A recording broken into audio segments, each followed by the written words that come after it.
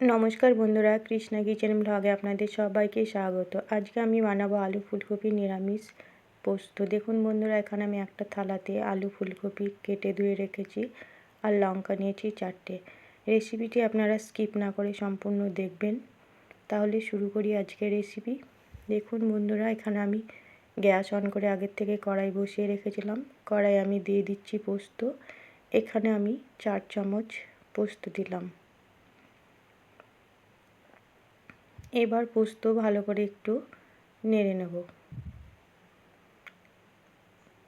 আজকের রেসিপিটি সম্পূর্ণ আলাদা, টেস্টও হবে দারুণ।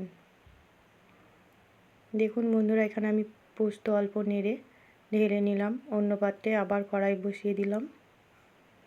এবার আমি কড়াই দিয়ে দেব পরিমাণ মতো সরিষার তেল।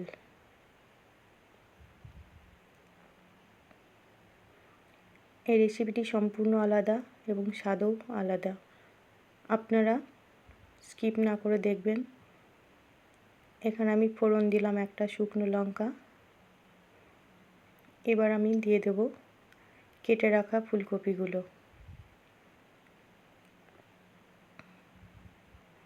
এবার ফুলকপি একটু ভালো করে নেড়ে নেব।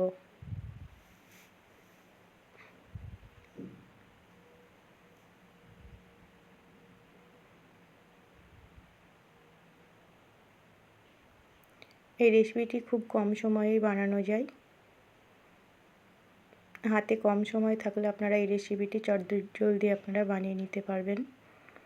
দেখুন বন্ধুরা, এখানে ওই ফুলকপির মধ্যেই আমি দিয়ে দিলাম কেটে রাখা আলু। এখানে আপনারা আলাদা আলাদাভাবে আলু ফুলকপি ভেজে নিয়েও রেসিপিটি বানাতে পারবেন, কিন্তু আমি এখানে কম সময় লাগবে বলেই আমি একসঙ্গে আলু ফুলকপি ভেজে নেব।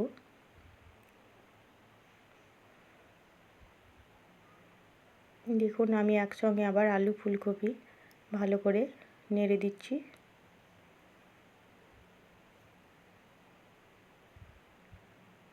এবার দিয়ে দেব আমি স্বাদ মতো লবণ।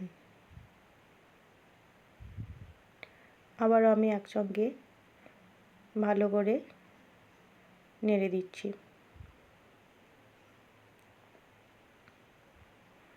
এবার ঢাকা দিয়ে দেব।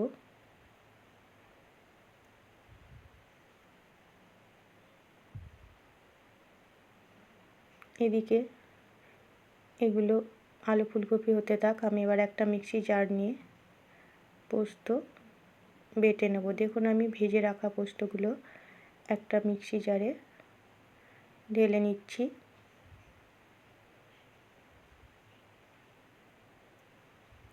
এবার আমি দিয়ে দেব কাঁচা লঙ্কা। এখানে আমি 3টে কাঁচা লঙ্কা দিলাম। আপনারা নিজের পছন্দ মতো কম বেশি লঙ্কা দেবেন, যেমন ঝাল খাবেন। দেখুন, আমি কিছুক্ষণ বাদ ফিরে আসলাম। আলু এবং ফুলকপি খুব সুন্দর করে লাল লাল করে ভাজা হয়ে গেছে। এবার আমি বেটে রাখা পোস্ত দিয়ে দিলাম। ওই মিক্সি জারে আবার অল্প জল দিয়ে আমি দিয়ে দিলাম। আবারও আমি একসঙ্গে ভালো করে নাড়াচাড়া করে দেব।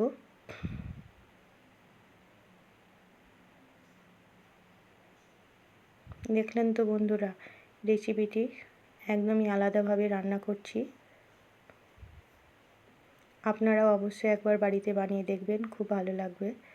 এই যে পোস্ত বাটাটা আমি দিলাম, এই পোস্ত বাটা কিন্তু একটু কাঁচা সরিষার তেল আর লবণ দিয়ে গরম ভাতের সঙ্গেও খেতে কিন্তু দারুণ লাগে। এবার আমি ওপর দিয়ে দিয়ে দিলাম সামান্য সরিষার তেল আর 3টে চেরা কাঁচা লঙ্কা। এবার ঢাকা দিয়ে দিলাম।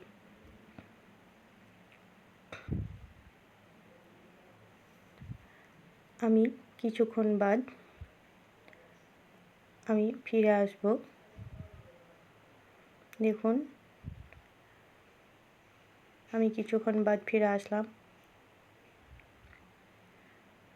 আলু ফুলকপি নিরামিষ পোস্ত তৈরি হয়ে গেছে। দেখুন, আলুগুলো খুব সুন্দরভাবে সেদ্ধ হয়ে গেছে। তো তাহলে আমার চ্যানেলে নতুন বন্ধু হয়ে থাকলে চ্যানেলটিকে সাবস্ক্রাইব করে পাশে থাকবেন আর পাশে থাকা বেল আইকনটি ক্লিক করবেন। নতুন কোনো ভিডিও আপলোড করার সঙ্গে সঙ্গে নোটিফিকেশন পৌঁছে যাবে আপনাদের কাছে সবার আগে। আর রেসিপিটি ভালো লাগলে লাইক শেয়ার কমেন্ট করবেন। দেখুন বন্ধুরা, আমি পোস্ত নামিয়ে নিলাম, এবার অন্য প্লেটে সার্ভ করে নিচ্ছি।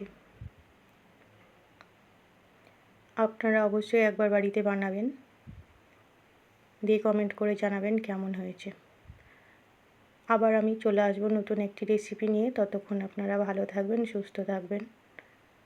আর সম্পূর্ণ রেসিপিটি দেখার জন্য আপনাদের অসংখ্য ধন্যবাদ বন্ধুরা।